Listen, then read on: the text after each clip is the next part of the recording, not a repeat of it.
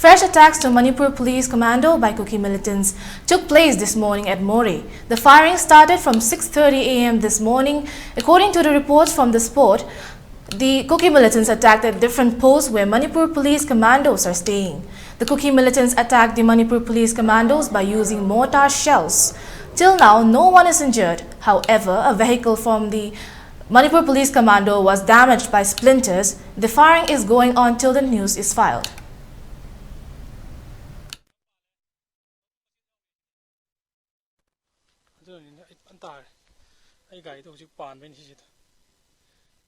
Hujiki Pohaido, Hujiki Tarakuda Matata, Adu the Nepsi Palace, Sidam Pale, Sidam Pale, Sidam Pale.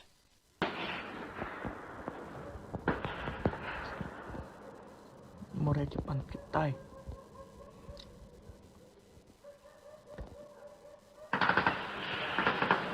Nana Abdallah.